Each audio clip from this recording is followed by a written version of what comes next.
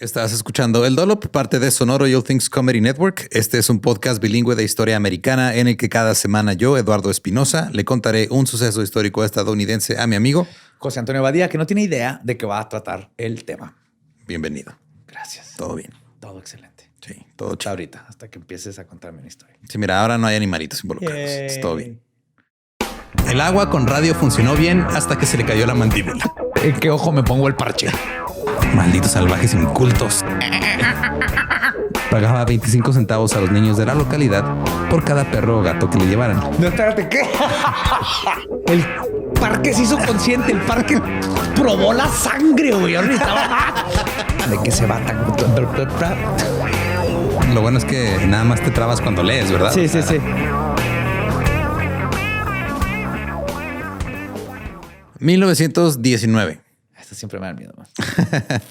Desde 1900 hasta 1919, la economía del estado de Massachusetts estaba en llamas.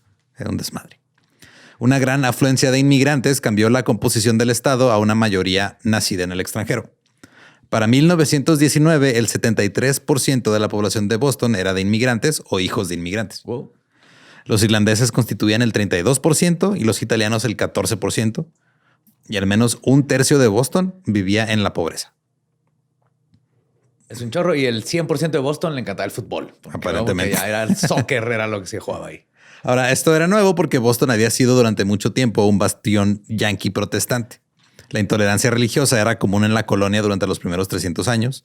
En la década de 1600 se le prohibió la entrada de sacerdotes a la colonia. No podía llegar si era sacerdote. En 1790, el 95% de la población era de Gran Bretaña o nacida de padres ingleses. Era ilegal que cualquiera que no fuera protestante fuera maestro de escuela hasta que empezó el siglo XIX. Y el anticatolicismo era muy fuerte en Boston. Había muchos disturbios anticatólicos en los 1800. Entonces, el hecho de que de repente ahora estás lleno de italianos y de irlandeses sí estaba muy diferente a lo que estaba antes. Sí, puro católico. A principios de siglo, los inmigrantes se enfrentaban a una intensa discriminación laboral y vivían en barrios marginales, siempre llenos de pobreza y enfermedad. Y pizza. Pero pobreza y enfermedad. Sí. O sea, tú quieres pizza con pepperoni y te la dan con salmonela, no está chido. O sea, yo no quería tuberculosis, yo quería pimiento Tengo negro. dientes para masticar tu rebanada deliciosa, rebanada de pizza. Mamma María. De hecho, en 1902 y 1912 hubo disturbios conocidos como los disturbios de la carne kosher. What? Yes. Fueron llevados a cabo por judíos de la clase trabajadora y ocurrieron cuando las mujeres que hablaban yiddish se enfurecieron por el aumento en los precios de la carne. De la carne kosher. Ajá, de la carne kosher. En ambas ocasiones, la carnicería Solomon & Sons aumentó el precio de la carne y esto fue lo que empezó todo este disturbio. En su defensa, como tienen que morir sin sufrir y todo eso, sí es un valor adquirido que tienes que meter dentro de tus gastos. Ajá, pero ya estaba cara y luego todavía le agregan más, o sea, le suben el precio y obviamente las señoras se enojaron. Tuve que matar al cerdo con una sobredosis de aspirina. Pero los judíos no pueden comer cerdo aunque sea kosher. No existe el cerdo kosher. Ah, sí, cierto. Borrego. Ajá. Las mujeres comenzaron a hacer manifestaciones para protestar por el precio. Cuando un hombre salió de la tienda con un poco de carne, una mujer se la arrebató, la tiró a la calle y todas las mujeres empezaron a pisotear el paquete de carne a modo de protesta. O sea, imagínate cuando llegó con sus compas de la carne asada. Ya sé que me mandaron por la carne, pero no van a creer lo que me va a pasar. ¿Qué pasó? Salí a la carnicería y un grupo de mujeres me tiró la carne a la mano y la patearon. Vamos a tener que comer puras flautas y papa asada. Cuando empezó esto, se hizo un desmadre y empezaron a tirar piedras y verduras a las tiendas.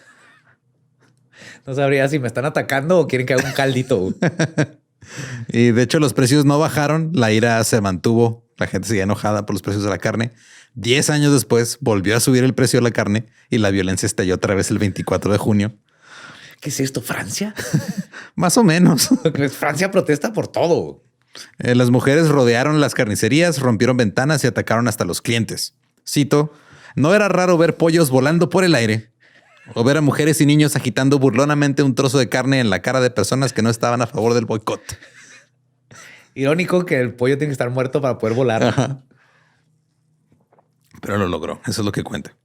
Luego los alborotadores irrumpieron en las tiendas, tomaron la carne de los estantes, la arrojaron a la calle y la pisotearon. Oh, what? Pues sí, güey. Llévatela para azar. No, estás protestando porque está demasiado cara. Entonces lo que vas a hacer es hacerle... O sea, estás haciendo que la tienda pierda y estás al mismo tiempo dando un discurso. Ok. Digo, yo también me la hubiera llevado a la casa, pero o sea, ya la agarré, ya me ahorré todo el aumento de precio y un poquito más. Ya me lo hubiera llevado para cocinarla, pero Estamos pensando como norteños. así es. Cuando llegó la Primera Guerra Mundial, creó profundas divisiones entre los pacifistas estadounidenses y aquellos que querían involucrarse.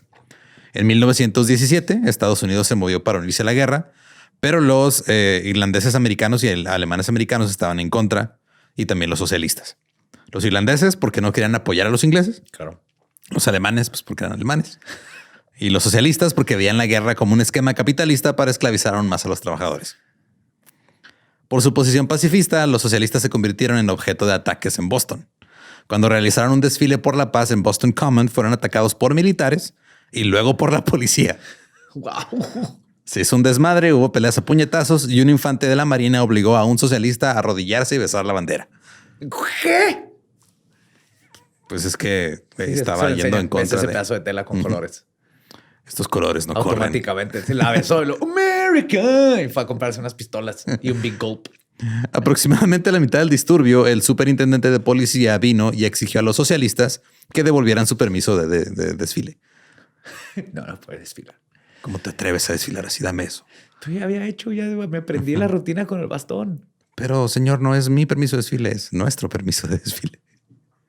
Se negaron, por lo que la policía los golpeó con los garrotes. Los periódicos y la comunidad apoyaron a la policía. Dijeron, está bien que golpeen a los socialistas. Incluso los pastores religiosos locales dieron sermones elogiando el ataque hacia los socialistas. ¡Wow! Esa es palabra de Jesús, ¿verdad? Lo que Claro. dijo Jesús. Entonces la policía de Boston era un lío complicado por el asunto entre el odio irlandés y los yanquis. Y después de intentar obtener el poder durante años, los irlandeses se unieron a los demócratas después de la guerra civil para desafiar a los republicanos. Respaldaron a un irlandés conservador y ganó la alcaldía. Hugh O'Brien fue el primer alcalde irlandés de Boston. Pero los republicanos no estaban complacidos y en 1885 votaron para limitar el poder del alcalde, particularmente sobre la policía. Ok. Entonces, el alcalde ya no podía nombrar a un comisionado de policía. Ajá. Ahora lo tenía que hacer el gobernador. El gobernador era republicano, el alcalde era demócrata. Entonces los republicanos ahora controlaban la policía de una ciudad demócrata. Pero el alcalde demócrata y el ayuntamiento tenía que financiar la policía que controlaba el estado. Sí, está muy mal esto. Ajá. Y esto hizo que la policía estuviera en una especie como de limbo raro. Los políticos irlandeses que buscaban convertirse en alcaldes o llegar a puestos de poder no veían ninguna razón para pedir el apoyo a la policía, porque es muy común que involucras a la policía en las campañas o tratas Sí, su de familia Ajá. y todo. Ajá. Y dijeron, pues, ¿de qué me sirve, güey, si estos güeyes los controla el gobernador? Y los políticos no hacían nada por los policías. O sea, no los veían como algo que les pudiera ayudar a elegirse en un cargo público. Entonces ¿No les los pagaban. cagaban? No, les pagaban bien culero. Tenían condiciones laborales pésimas. A ver, entonces los políticos lo que les importa es la gente que va a votar por ellos mismos. Así es. Wow. Claro, punto. Los salarios de los policías casi no subieron. Para ganar un salario entre 1,100 y 1,600 al año, un policía tenía que trabajar 75 horas a la semana. Los policías en turno de la noche tenían que trabajar 87 horas a la semana. Y entre 1913 y 1919, el costo de vida aumentó un 86%. Wow. Acabo de hacer matemáticas fáciles y son más de 10 horas al día. 10 por 7, 70. Así es, son más. Entre 1913 y 1919, también los fabricantes de municiones estaban en Nueva Inglaterra durante la guerra. Por lo que los trabajadores no calificados o gente así de pues, que además llegaba a buscar trabajo, estaban ganando muy bien, mucho más que lo que podría ganar un policía, que sí tenía un poquito más de preparación. O sea, estos güeyes estaban ganando como 4 o 5 veces lo que ganaba un policía, nada más porque pues había demanda de municiones por la guerra. Entonces el costo de vida también subió más. Los policías con salarios fijos mal pagados estaban constantemente rodeados de trabajadores con más dinero que ellos. Y la entrada de Estados Unidos a la Primera Guerra Mundial elevó los salarios privados y el costo de vida, pero los salarios de los empleados públicos, como los policías, seguían fijados por la ley. Entonces no podían ganar más, no podían hacer nada, vivían en condiciones bien culeras. Güey. Nadie, la gente que los lideraba no les importaba lo que hicieran. No, o sea, tenerlos ahí. Y los que les pagan tampoco les importa porque no van a votar por mí. Eso me recuerda a algo. Pasan cosas muy extrañas. Luego también tenían que vivir en la comisaría cuando estaban en servicio. Una investigación en 1909 reveló condiciones insalubres, pero nadie hizo nada. La ciudad dijo que no había dinero. Pues no hay dinero para arreglar ese pedo. Había ratas, había paredes que están derrumbando, las camas están infestadas de chinches y cucarachas. Por ratas es el animal. El animal. Porque como que también había ratas. También. Pero había alimañas y roedores ahí mordiendo a los policías mientras dormían. Las sábanas nunca se lavaban, entonces pues dormían en las camas que el güey antes que tú llegó y hizo un cagadero ahí, no nadie lo lavó, luego tú hiciste tu desmadre y se siguió acumulando la suciedad por años. Las ratas se comieron el cuero de los cascos. Y las esposas de los policías se empezaron a quejar de que cuando llegaban los maridos a la casa, pues de repente traían huevecillos de cucarachas o cosas ahí y luego tenían cucarachas en la casa también. ¡Oh, my God! Y que tenían que coser los calzones porque la rata le hizo un hoyo. Las comisarías eran demasiado pequeñas. Por ejemplo, la casa de la estación número 2 solamente tenía una tina de baño y 4 excusados para 135 hombres. No. Imagínate, güey, nada más 4 excusados para... Me lo puedo imaginar porque personas. tenemos un excusado en la casa. Ajá. Y ha coincidido la necesidad. Ya me imagino entre 100. Es un chingo. Y algunos también tenían que compartir cama porque no había suficientes camas. Eso está romántico. Un poquito. Los oficiales superiores también se aprovechaban de sus posiciones de poder. Los patrulleros se quejaban de que sus jefes les decían, veme a traer de comer, güey, tráeme mi almuerzo. Y se sentían humillados. El comisionado era quien les podía dar mejores cargos, por lo que un policía podría permanecer en la parte superior de la lista por años. Si el comisionado no lo quería subir, lo dejaba ahí nomás de, güey, pues después a ver quién te sube de puesto. Ajá. Ahora, después de la guerra, las cosas no estaban bien. Hubo una serie de calamidades. La epidemia de gripe española llegó, mató mucha gente. La inflación llegó, perjudicó el poder adquisitivo de los trabajadores. Esto provocó disturbios laborales y muchas huelgas. Tan solo en 1919 hubo más de 2,600 huelgas. En el estado de Massachusetts hubo 396, las que incluían un paro telefónico, uno ferroviario, uno de obreros molineros y uno de pescadores. Está todo lo necesario para vivir. Hasta los pescadores están en huelga. Y habrá la tipa. Sí, a la tía. Pero había un gran miedo a los trabajadores radicales debido a la revolución bolchevique. Se le tenían miedo. Ya, creemos que el pánico comunista empezó en los 50, no, güey. Empezó desde 1900. Desde aquí ya estaban. Desde los 20. Yo me acuerdo lo que le pasó a los zares. Yes.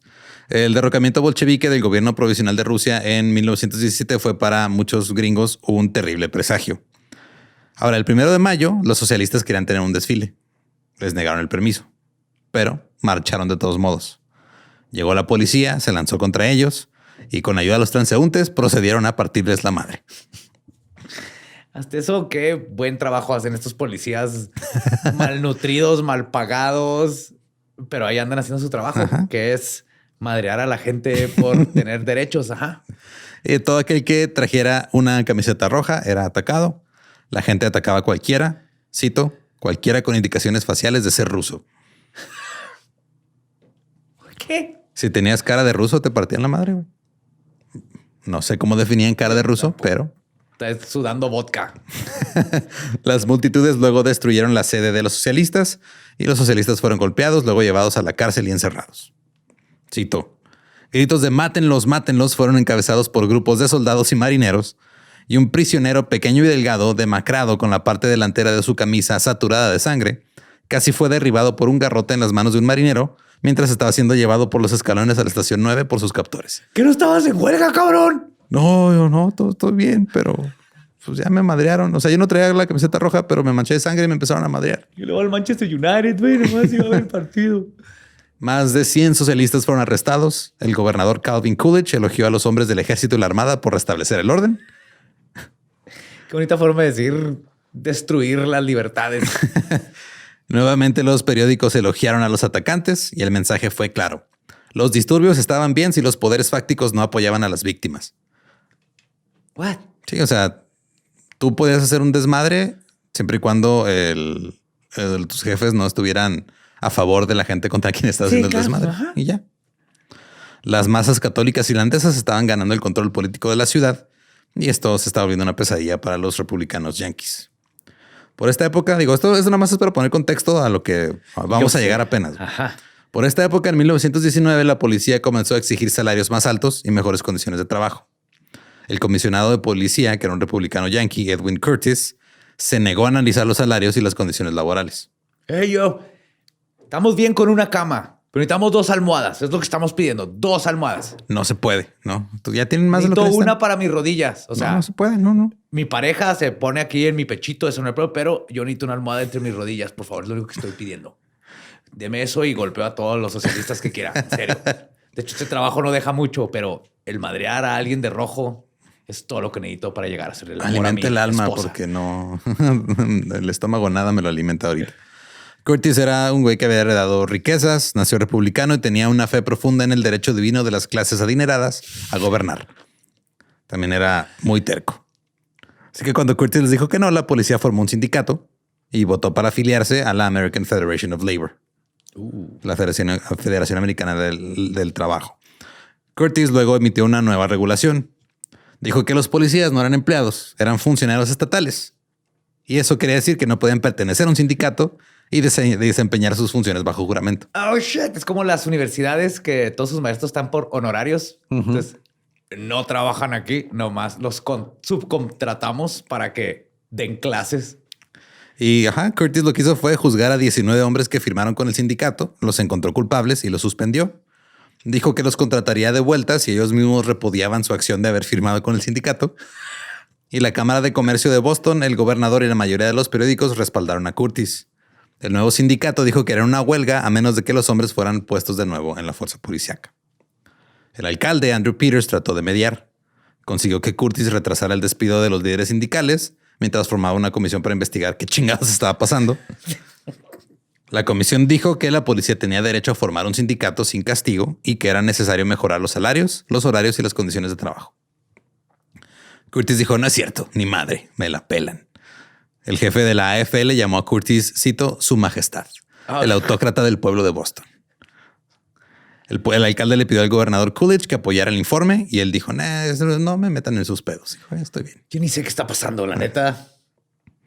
En su mayoría, los periódicos apoyaron el informe de la comisión y empezaron a atacar a Curtis porque le dijeron, güey, la neta sí está bien culero como están los policías ahorita y tú lo estás negando, güey. O sea, no mames. O sea, todos podemos ver ahí al pobre policía con un hoyo en el casco, güey, porque una rata lo estaba ahí controlando y diciéndole a quién pegarle. El pobre tiene una pistola 3 tamaños más grande de la que debería tener, porque no hay de su talla. No hay pistolas de su talla. Curtis se negó a reincorporar a los 19 policías, por lo que el 9 de septiembre de 1919, el sindicato de patrulleros de Boston votó 1134-2 a favor de irse a una huelga. Quiero saber quiénes eran esos dos. No sé, ya nadie sabe qué pedo yo creo con ellos. El alcalde se asustó y le pidió a Curtis, oye, se va a hacer un desmadre, tráete a la Guardia Nacional. Curtis dijo que no es ni es cierto, güey. ¿Qué es lo peor que puede pasar? Ya no va a haber ley, ni quien ejecute la ley. Y aparte los que ejecutaban la ley están emputados y traen pistolas que no son de su talla. ¿Qué es lo peor que puede pasar, güey? No, aparte Curtis dijo que él no creía que en realidad se fueran a poner en huelga. Dijo, tal vez algunos, pero no muchos. Luego se reunieron con el gobernador, quien estuvo de acuerdo con Curtis. Dijo, sí, güey, no es cierto. O sea, no es cierto, güey. Están blofeando, güey. Están nomás a ver, están viendo si cedemos algo. Nada, güey, no la pelan. Y también dijo que no tenía el control de la situación él, que lo tenía Curtis. Dijo, tú tienes todo bien, güey, todo a cargo. Y había una cláusula en la regla de quién controlaba la policía que decía, cito, que en caso de tumulto, motín o turba, el alcalde podría llamar a las unidades de guardia locales. Ok. El alcalde realizó una conferencia de prensa para básicamente cubrir su trasero, decir, güey, yo no estoy armando a la policía, está armando a la policía Curtis y es un desmadre, pero todo está bien, el gobernador lo apoya, entonces pues este no es mi pedo. El comisionado pidió a los voluntarios de policía que estuvieran listos si la policía se retiraba de sus cargos. Costras, güey, costras. Puros esquiroles. Y dijo, vamos a poner un anuncio en los periódicos. El anuncio decía, cito, hombres capaces que estén dispuestos a prestar sus servicios en caso de necesidad durante parte del día o de la noche para la protección de personas y propiedades en la ciudad de Boston. Tengo una muy buena idea, alcalde, tranquilo, güey. Dime. Lo único que tenemos que hacer es agarrar a perfectos extraños que no hemos conocido y no sabemos a qué se dedican. Y les vamos a dar una pistola y una placa.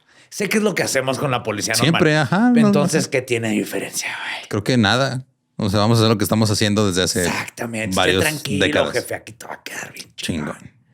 Luego, el presidente de Harvard ordenó a todos los estudiantes que estuvieran listos para ser policías voluntarios. 3 días después, 250 estudiantes acortaron sus vacaciones de verano y se registraron para ser policías, incluyendo el equipo de fútbol. Son los primeros que pensé que se iban a notar, güey. Claro que el equipo de fútbol iba a decir abajo. El entrenador del equipo de fútbol de Harvard dijo que a la chingada del fútbol, todo el equipo va a ser policía de Boston. Y ahora, pues, la policía, que era en su mayoría católica irlandesa, o sea, era gente con raíces católicas irlandesas, ahora estaba siendo reemplazada por niños por los 49ers. Casi. La huelga comenzó a las 5:45 de la tarde el 9 de septiembre de 1919. 1,117 de 1,544 policías se retiraron. Ay, güey. Eran todos los patrulleros. Los oficiales no se unieron a la huelga. Se suponía que la fuerza de voluntarios no se iba a presentar hasta la mañana siguiente. Así que quedaron en el servicio 427 policías, que era el 30% de los 1,500 habituales. Grandes multitudes se reunieron frente a las comisarías para ver salir a los policías, quienes salieron vestidos de civil cargando sus uniformes y sus gorras, llenos de hoyitos por Qué ratitas. inspirador. Sí, lleno de chinches. Y la violencia se desató casi de inmediato. Ya no eres policía, culero. ¿Te acuerdas ayer, pendejo? Que me paraste, estúpido. Cuando los oficiales en huelga salían de sus puestos con sus pertenencias, se encontraron con una multitud de hombres y niños de clase trabajadora que los esperaban. Güey, nada peor que un niño de esas épocas, güey. Esos son los más peligrosos. La gente no se los espera, güey. Pues esos niños han visto chingadera y media. Un niño de 10 años de los 1900. No solo las habían visto, las hacían. Sí. En la estación 6, un hombre se acercó a un policía que sería le dijo, cito, he esperado 11 años para atraparte. Ahora no eres policía. Luego golpeó al policía en la cara y lo dejó caer. Había miles ahí que iban a burlarse de la policía y a hostigarla. ¿Te acuerdas del alcoholímetro, pendejo? ¿Te acuerdas, güey? No, me tomé una, pero me hiciste soplarle 2 veces y salió. Órale, cabrón. Era un niño de 10 años. Sí. En la comisaría 10 de Roxbury, al menos 1,200 hombres y niños empezaron a arrojar piedras y barro contra las paredes de la comisaría. Quitaron los toldos y luego comenzaron a jugar dados en los escalones de la entrada a la estación. Ya es porque asumo que era ilegal, ¿no? Obviamente era ilegal jugar dados. No, güey, espero que algún día salga en el Dolop la mafia del 1. Sí, fue la decadencia total. Es de los temas más turbios del Dolop. Sí. El roba 4. En todas las comisarías, mientras la policía caminaba entre la multitud para irse a casa, fueron rociados con puñados de lodo. Acababa de llover, entonces esto fue lo peor que les puede haber pasado en ese tiempo. Un periódico escribió, cito, los gángsters, muchos de ellos con rencores contra ciertos oficiales que les habían arrestado en un momento u otro, no perdieron el tiempo en arrojar casi cualquier cosa a su alcance a sus enemigos declarados. Filippo, tráete el salami. ¡Yay! Vamos a madrear policías. La violencia se dio en barrios obreros de inmigrantes como South Boston, Charlestown, North End y West End. Y en otras áreas, las multitudes vitoreaban a la policía en huelga mientras salían. En Roxbury, una pandilla de muchachos se aprovechó de la falta de ley. Recorrieron las calles tirando piedras a los vendedores ambulantes y robando fruta. Luego atacaron un taxi, le prendieron fuego y lo dejaron frente a la comisaría. En otra calle, alguien tiró una piedra por una ventana. Y con eso se hizo un cagadero horrible. Los edificios fueron asaltados y saqueados. Los pocos policías que intentaron detener la turba fueron golpeados. Había ladrones profesionales que se dirigieron a las ciudades de otros pueblos en los días antes de la huelga porque hacían que haber huelga. Güey. Entonces fue de vamos a ir a aprovechar que no hay policías a huevo. Claro. Y empezaron a agarrar, a robarse todo lo que podían y a echarlo a sus carros. Güey. Danny Ocean y Brad Pitt. Ajá. South Boston parecía ser el mayor centro de desorden. Las turbas sacaron los trolleys de sus cables. Están arrancando de los pobres tranvías. Lo mejor es que en cualquier momento pudieron haber hecho esto. Era nomás así como que la ilusión de que nadie te va a detener. Exacto. Para a romper un vidrio, nadie me va a detener. Vamos a romper vidrios. Atacaron la estación de policía y rompieron los escaparates de las tiendas al azar. Un niño de 9 años salió corriendo a la calle con un palo y rompió la ventana de un automóvil que iba pasando. Claro, ese pendejo yo lo vi. ¿Sabes quién es? Un niño de 11 años irrumpió en el puesto de un vendedor y robó todos los cigarros. Sabes que era para él, güey. Claro. Sabes que era para él, güey. No lo iba a vender. Ese niño ha visto chingaderas, güey. Necesitaba esos cigarros, güey, porque no aguanta a su esposa y el hijo, güey. Ese niño de 9 años está hasta la madre de la vida, güey. Los alborotadores entraron corriendo a restaurantes, tomaron pasteles y huevos para arrojárselos a la policía. Saquearon una tienda de bicicletas. Una oficina de una compañía de préstamos fue destruida. Entraron a los bares y a los salones a beberse todo el licor. Yeah. Y las alarmas contra incendios fueron activadas en un chingo de lugares.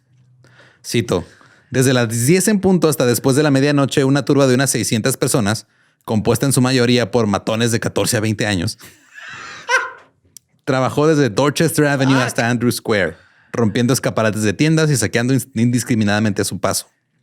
Un grupo de policías del parque de reserva se enfrentó a la mafia irlandesa en el sur de Boston con revólveres, pero resultó ser casi inútil ante las grandes multitudes que desfilaron por el distrito, haciendo destrozos por todas partes.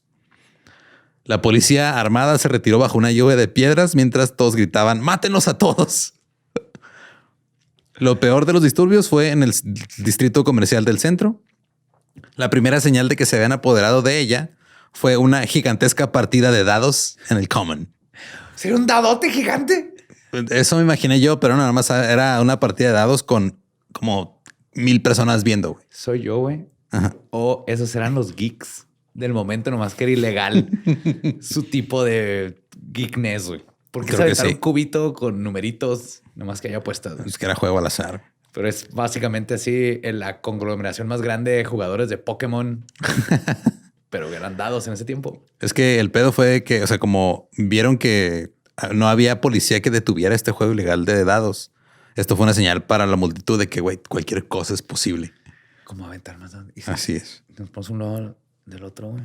Ya nadie nos va a detener de aventar este cubo con 6 números, güey. Incluso podemos aventar más dados. Hazlo, güey. Es el juego del diablo. Hazlo, no hay ley.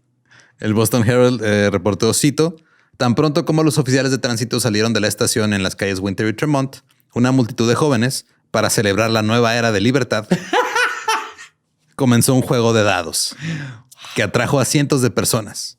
Los dados se tiraron en la acera de Common, justo enfrente de la iglesia de Park Street. ¿Enfrente de una iglesia? Sí. No solo eso, se introdujeron nuevos jugadores en la partida. ¡Blasfemia! Hasta que después de un tiempo había apuestas de varios cientos de dólares a la vez. No. Un anuncio autoproclamado mantuvo a la creciente multitud informada sobre el juego y los hombres destacados fueron victoriados y en muchos casos subidos en el hombro de sus amigos para recibir más aplausos. ¡Estos animales! Entonces imagínate, hay como 1000 personas queriendo ver un juego de dados que no alcanzan a ver. Entonces hay güeyes que no están como teléfonos compuestos pasándoles la información de qué está pasando, güey. Luego cuando ganaban, güey, lo levantaban en hombros y todo el mundo estaba así, ¡a huevo! ¡No hay policías! ¡Freddy! Muchos de los ganadores fueron asaltados por pandillas cuando se fueron de ahí. ¡No me subas, pendejos! ¡A dar cuenta que no! ¡Shh! ¡Dejen de gritar, Freddy, estúpida! 5,000. Este ecosistema está bien verga. El ecosistema criminal. Unos están divirtiendo ilegalmente, los otros nomás vigilándonos. Mira, ese güey. Ya ganó, no las chicas. Oh, my God. Ese güey acaba de ganar cubilete, güey. Trae $20. Ahorita lo chingamos. 5,000 personas se reunieron en Scully Square. Aquí es donde estaban los burdeles, salones de tatuajes, bares y las pensiones de bajo nivel. Pronto estaban saqueando todo y se dirigieron hacia las bonitas tiendas de lujo en Washington Street. Y salían de las tiendas con los brazos llenos de zapatos, joyas, cigarros, todo lo que pudieran cargar, güey. Claro. Los marineros encabezaban este grupo de saqueadores. Ellos fueron los que rompieron las ventanas. Aventaban redes así. Pescando joyería. Y ellos rompían las ventanas para que todo el mundo entrara. Pero no solamente estaba participando el extremo inferior de la sociedad. Algunas de las personas ricas también se están involucrando en los saqueos. Claro, güey. Pues que nos aburrimos, güey. Es una experiencia. Cuando tienes todo, ¿a qué más puedes acceder? Es que romper la ley. Insisto, güey, cuando las actividades de las clases sociales bajas se convierten en el hobby de las clases sociales altas, es signo de que ya valió verga todo. Sí, es signo de que valió verga. Hiking. El senderismo, mucha gente le dice, tengo que llegar a mi casa. Sí. Y ahora hay una señora aquí con sus Nikes en Instagram subiendo fotos. Ajá. Haciéndolo a propósito. Cito, había hombres aparentemente respetables, locos de emoción y curiosidad. Ya está el Freddy, güey, con los dados, güey. ¿A dónde quieres ir, güey? Ya está el Freddy con los dados. Acá hay unos marineros atrapando joyería con redes, güey. ¿O te quieres ir con los güeyes que conocen a Freddy para irlo a asaltar y quitarle sus 20 bolas? Uy, siempre he querido asaltar a alguien a ver qué se siente. Claro, güey. El Herald informó que 2 marineros robaron a un hombre al estilo de una película real, mientras 500 personas miraban. O sea, había 500 personas viendo cómo 2 güeyes asaltaban a otro y no hicieron nada, güey. Nomás se quedaron echando viendo. porras. Se hicieron apuestas, alguien ganó y fue asaltado. Los hombres caminaban por las calles con camisas, corbatas, zapatos y joyas robados y luego comenzaron a intercambiarlos entre ellos en medio de la calle, güey. Güey, no, sabes que es que esos no me quedan. ¿No traes uno del 9? De un 10.5, güey, pero te lo cambio. Dame una de esas corbatas, güey, y aparte traigo mancuernillas. Uf, no tengo marcuernillas. Chingón. Se arma. Creo Ya que el de estás. allá trae zapatos. Te lo cambio, güey. Ey, antes que te vayas, túmbate con todo. Ahora, ¿quieres escuchar la parte triste? Oye, todavía llegamos a la parte triste. Las zapaterías eran las más saqueadas por la gente pobre. Oh, no. Dice, se sentaban en la acera y se tiraban paro entre ellos para probarse a ver qué zapatos les quedaban. ¿Para tener zapatos? Ajá. No creí que se pueda poner verdaderamente triste. Sí, no tenían zapatos, entonces fueron a las zapaterías y estaban ellos La sacando. necesidad, ajá. Porque por necesidad. Fue, ahorita no me van a hacer nada, güey. Pues mínimo salgo aquí con zapatos y a ver cuánto tiempo me Voy a dura. trabajar mañana para llevar comida a mi familia. Oh my God. Y nomás tiene 10 años y tiene 3 hijos. También los saqueadores empezaron a robar taxis para poder transportar todas las cosas robadas. Que hay unos que traen un chingo de cosas. Algunos estaban preparados para el desmadre. Cuando la multitud trató de entrar a los grandes almacenes de John Marsh, los guardias del interior empezaron a disparar. Entonces los alborotadores dijeron, no, aquí no. ¿Quién quiere las madres de George Marshall? No, todo bien, todo chido. Pero la mafia no solo, la turba no solo quería robar, quería también igualar el marcador, enfocándose en los ricos. En algunos lugares simplemente sacaban cosas de las tiendas de lujo y las destruían en la calle. No, eso sigue pasando. Uh-huh. Nomás porque, güey, o sea, yo nunca voy a tener acceso a eso, entonces chinga tu madre porque tú me has quitado la Igual posibilidad. Con la carne. Ajá. Y era llevármela a hacer una carnita era asada tradición, güey. con un buen caldo de res para la familia. Es ni yo ni tú, cabrón. Es que también seamos realistas. O sea, si va una persona de clase baja y se roba joyería de algo o ropa o algo, al final se lo lleva a su casa y ahí en el barrio se la van a quitar o le van a madrear o sí. No, van aparte, a ¿qué le sirve? O sea, exacto. Tú sabes que ese vestido es nomás algo de estatus. No te sirve para comer, no te sirve para trabajar. Ajá. Y sí, o sea, lo que estaban haciendo, esto era una práctica común en los siglos XVIII y XIX, porque lo que querían hacer era dañar a los que consideraban acaparadores de bienes y riquezas. La policía pudo realizar algunos arrestos dirigida por el superintendente Michael Crowley. Evitaban las grandes multitudes. Michael Crowley. Dun, dun, dun, dun. Pero su estrategia fue irse lejos donde estaban las grandes multitudes y nomás agarrar a cualquiera que anduviera solito. Güey. Oficial Bradley, agárrame por favor ese ganso que está ahí. Creo que esas plumas no son de él. Se lo han sacado de una almohada. Se robó una almohada de su tía. Muy bien, Bradley. Y se la puso encima. En Faneuil Hall, algunos alborotadores se acercaron a un grupo pequeño de policías y los empezaron a amenazar. Y la policía se vio rodeada, así que empezaron a disparar. South Boston era un caos total. Se estima que había unos 10,000 alborotadores en las calles. Todas las tiendas en el sur de Boston fueron vaciadas y Crowley movió a la mayor parte de las fuerzas policíacas para allá. A la medianoche, llevó su fuerza directamente a Broadway y empezó a disparar a quemarropa contra la multitud. Los alborotadores corrieron por las calles laterales y la noche de locura terminó. El distrito central de negocios se había calmado a la 1:30 de la mañana. O sea, todo esto pasó en 3 horas y media. No es cierto. Entre 10 de la noche y 1:30 de la mañana. Okay, eso está épico, güey. La peor noche para unos, la mejor noche para otros. Y para algunos que despistados sean jetones en la mañana así de voy a trabajar, mi amor, ahí te veo. Un momento, ¿dónde está la tienda en la que trabajo? La policía había matado a 3 alborotadores a tiros y 50 fueron acusados de saqueo. 22 fueron arrestados por estar borrachos en la vía pública. Había personas arrestadas de todos tipos de empleos y clases sociales. Había 2 marineros del USS Sturgeon que traían un chingo de zapatos. Son míos todos, oficial. Mi esposa es un 100 pies. Los llevé a que los bolearan. Son de mi esposa, todos zapatos. Se lo juro. Rocco, de 19 años, fue arrestado corriendo por una calle en el North End con un montón de shorts de seda. Fue a robar unos shorts de seda y lo agarraron. Al día siguiente, los periódicos de Boston llenaron sus páginas con los nombres y los delitos de los arrestados. El comisionado Curtis admitió que no tenía forma de proteger la ciudad. Escribió una carta al alcalde Peters diciendo que perdió el control de la situación y de que el número de policías era inadecuado. Y el alcalde Peters le contestó, ¿crees? ¿Tú crees, pendejo? ¿Tú crees? Instó al alcalde a llamar a la Guardia Nacional. El alcalde entonces invocó las leyes de 1885 y tomó el control de la policía. Llamó a la guardia con 6 regimientos de infantería, una tropa de caballería, un cuerpo motorizado, 2 compañías de ametralladoras y una compañía de ambulancias. En total eran 7,000 soldados los que mandó a traer. ¿7,000? Todos eran oficiales yanquis republicanos casi. Era el clásico yanquis contra inmigrantes. Pero no habían llegado las tropas todavía. Y en la tarde otra vez se salieron las cosas de control. La policía voluntaria se presentó a trabajar el miércoles, pero carecían de experiencia para lidiar con la situación. Güey, si carecen de sentido común porque se volvieron a presentar al día siguiente después de lo que pasó en 3 horas. No, o sea, lo que pasó fue de que se fueron 1,100 policías, se quedaron 400. Pasó el desmadre y al día siguiente apenas iban a llegar los voluntarios. Oh, sí es cierto, todavía no llegaba. Sí es cierto. Entonces iban a llegar los voluntarios y luego iban a llegar las tropas que mandó pedir el alcalde. Güey. Todavía ahí había un pedazo, tiempo muerto entre que no había o no policías. Los alborotadores otra vez salieron a las calles. Comenzaron los juegos de dados.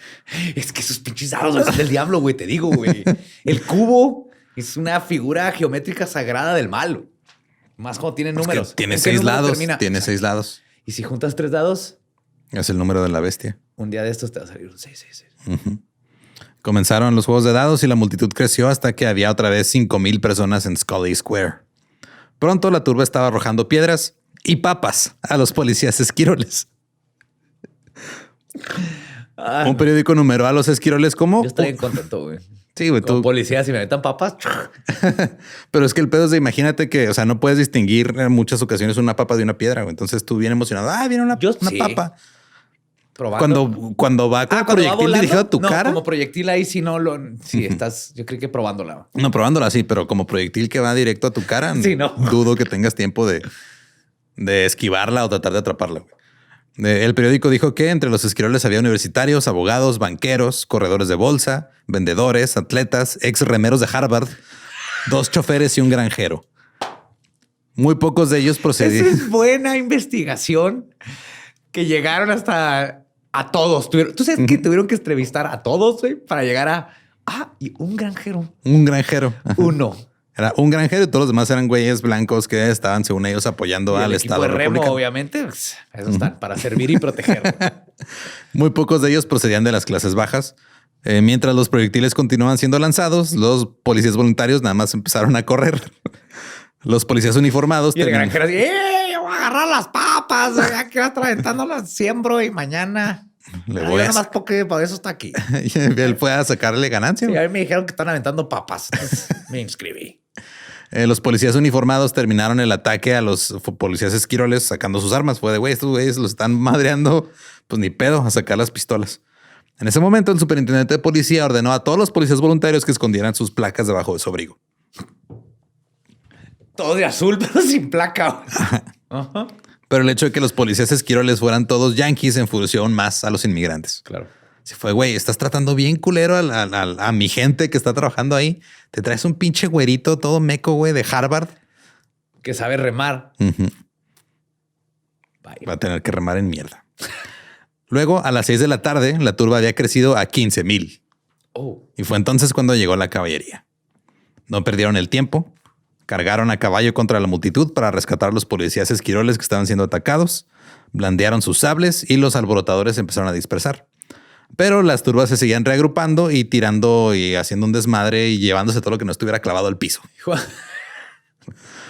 En realidad, la caballería no pudo hacer un progreso considerable. A la mañana siguiente, un titular decía, cito, todo el día de lucha contra la turba en Scully Square y la caballería fue inútil. Nadie dejó de aventar dados. Unos pocos soldados que parecían tomar el mando de la situación a las 6 en punto fueron prácticamente inútiles a medida que avanzaba la noche, cuando la plaza se convirtió en una masa hirviente de humanidad. El desprecio total por la ley parecía un espectáculo feroz. Pero ya cuando las cosas cambiaron en la noche, fue cuando llegó la infantería y otras unidades de la Guardia Nacional. Trabajando en conjunto, todas las fuerzas lograron despejar a la plaza y utilizando barricadas evitaron que se volviera a formar la multitud. Pues Woodstock 99 este pedo. En el sur de Boston se estimó que la multitud era de hasta 20,000 personas saqueando y destrozando todo a su paso. Varios de los policías en huelga ahora estaban en la turba haciendo un desmadre. ¡Qué huevo, güey! Oye, güey, ¿ya viste que allá hay dados? Acá puedes ir por zapatitos gratis, güey, y estamos madreando a estos pinches yankees. ¿Y los zapatos no tienen mordidas de rata? Aparte, tengo nada mejor que hacer, güey. Estaba en huelga. En Southie, el 10º de infantería se enfrentó a los alborotadores. Los irlandeses enojados estuvieron arrojando objetos desde los techos, puertas y esquinas de las calles y fue un enfrentamiento bastante agrio.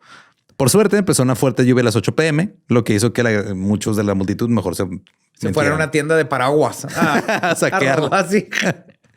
Pero aún así, algunos persistieron y alrededor de las 11 de la noche, el oficial a cargo fue golpeado en la cabeza con una piedra. Él creía que era una papa, pero no la puedo esquivar a ti. Estaba gravemente herido, así que las tropas respondieron disparando contra la multitud. 3 murieron y 9 resultaron heridos. El jueves por la mañana, la ciudad de Boston ya estaba tranquila. Las tropas hicieron saber a todos quién tenía el control por medio de un desmadre que estaban ahí haciendo en Scully Square y estaban abriendo fuego sobre lo que fuera para nomás decir así, aquí estamos, güey, y estamos haciendo ruido para que sepan que no se pueden meter con nosotros. Luego fueron arrestados. El juego de dados ilegal más largo y más importante y grande de Boston había terminado. Transmitido por Twitch. Uno de los guardias disparó y mató a un hombre que nomás estaba viendo el desmadre. Él creyó que estaba tratando de librar a los arrestados, pero no, nomás estaba pasando y vio el desmadre y le dispararon. A las personas no se les permitía reunirse en grupos de 3 o más. Las tropas esparcidas por toda la ciudad trataban a los peatones con mucha dureza, haciéndolos moverse rápidamente para llegar a donde quiera que fueran. Sí, nomás no creo que se hagan bolita. Ajá. Y esa noche las tropas interrumpieron otro juego de dados en Jamaica Plain. ¿Qué está pasando con los pinches juegos de dados, güey? ¿Qué está pasando? Y nuevamente mataron a una persona por jugar dados. No. A un hombre le rompieron la mandíbula con la culata de un rifle. Hasta el cubilete, ese cabrón, dispárale, pendejo. Y el disturbio por fin había terminado. Tienen que tener los dados. 2 días, güey, de un cagadero, 2 días y medio de un desmadre así, épico, cabrón. Y fue entonces cuando el gobernador Coolidge se involucró. Ahora sí. Anunció que le preocupaba que los sindicatos llamaran a una huelga general en apoyo de la policía. O sea, que todo el mundo se pusiera en huelga para apoyar a los policías. Y eso llevaría a más violencia. Entonces llamó al resto de la Guardia Estatal. También pidió tropas federales. Y luego tomó el control del departamento de policía del alcalde Peters. Y el jefe de la AFL le dijo al gobernador Coolidge que la policía estaba lista para volver al trabajo y que están dispuestos a negociar más tarde. Le dijeron, güey, va, los policías regresan y negociamos los términos con el sindicato más tarde, pero ahorita por lo pronto regresan para que ya no haya problema. Ok. La respuesta de Coolidge pronto se hizo famosa. Cito: nadie en ningún lugar y en ningún momento tiene derecho a hacer huelga contra la seguridad pública. El gobernador dijo que esto no era una huelga, que había sido una deserción y lo enmarcó como si estuviera luchando y venciendo a una amenaza bolchevique. Ay, güey. Dijo, sí, bueno, o sea, pensó que si se podía etiquetar a la policía como bolcheviques, iban a recibir ellos la culpa por los disturbios. Claro, le está echando la culpa. Ya, no es que les paguen mal y que los esté usando. No, como... es que... No. Ahora los malos son ellos. Ajá. Y esto iba a dejar claro que el papel de Curtis fue dejar a la ciudad indefensa y esto funcionó. Los sentimientos del público se dieron a conocer al continuar con más de $500,000 para compensar a la policía voluntaria y a la Guardia Estatal.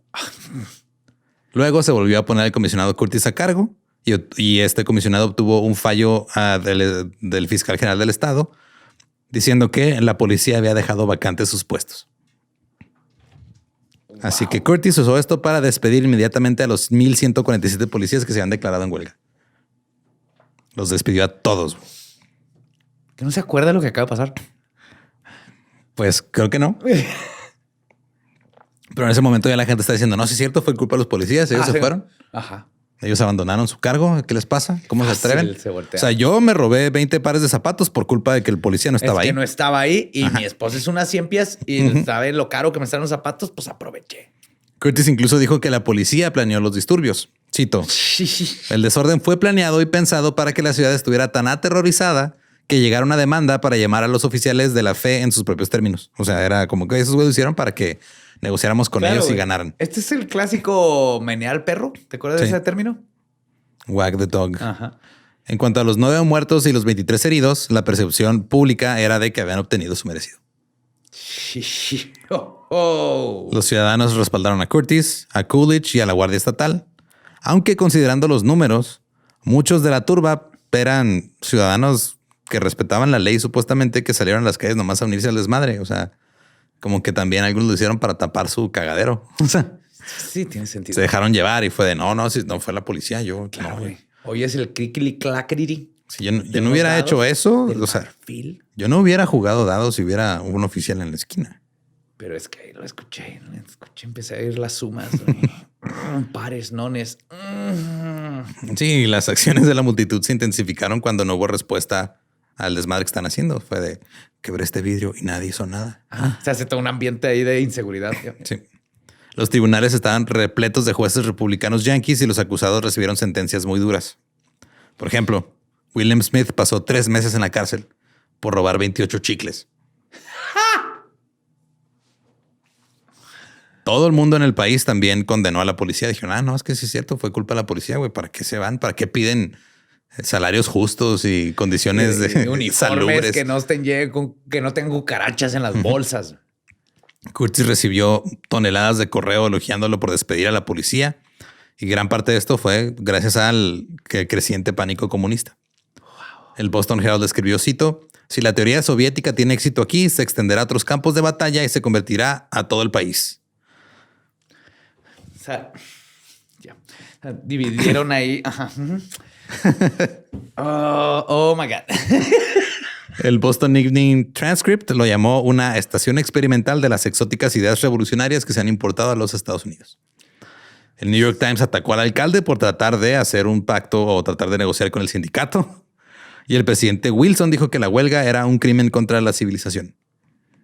Inmediatamente, Curtis comenzó a contratar una nueva fuerza policial. En su mayoría eran veteranos de la Primera Guerra Mundial. Los nuevos policías obtuvieron aumentos de sueldo, una nueva pensión y mejores condiciones de trabajo. Básicamente todo por lo que había empezado la huelga. Claro. Nomás es pero no le hice caso a esos güeyes. Ajá. Yo sigo estando bien. Después de 102 días, la Guardia Nacional fue retirada de las calles de Boston. Coolidge fue declarado un héroe, pasó a ser reelegido como gobernador, luego como candidato a vicepresidente del Partido Republicano y finalmente fue presidente del país. Su prominencia a nivel nacional se debió a su trato y reacción a los hombres que no querían volver cubiertos de cucarachas a su casa porque tenían salarios culeros. Y su gran habilidad para hacer que esos odiaran a estos de acá y que estos de acá odiaran a estos de acá, mientras él sigue a toda madre. Sí. Y en todo el país, las ciudades negaron a las fuerzas policiales el derecho de huelga debido a su posición como guardianes de la ley y el orden. O sea, los policías no pueden hacer huelga. Ajá. Al final, Boston era una sociedad dividida y los pobres y los oprimidos explotaron y empezaron a atacar a los acomodados. Y los civilizados y los acomodados usaron rápidamente como un ejemplo de que son unos salvajes. Nos atacan porque son salvajes. Son criminales los inmigrantes.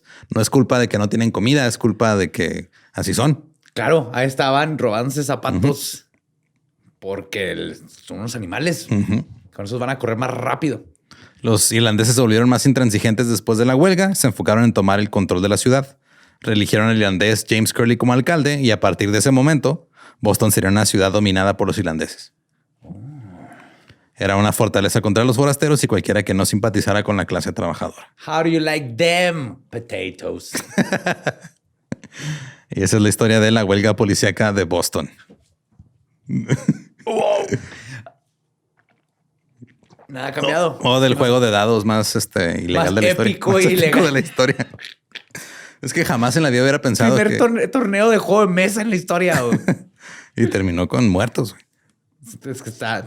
Hey, dados. Es el juego del diablo. Se intensean bien cabrón. Gente cree que es la Ouija, son los dados.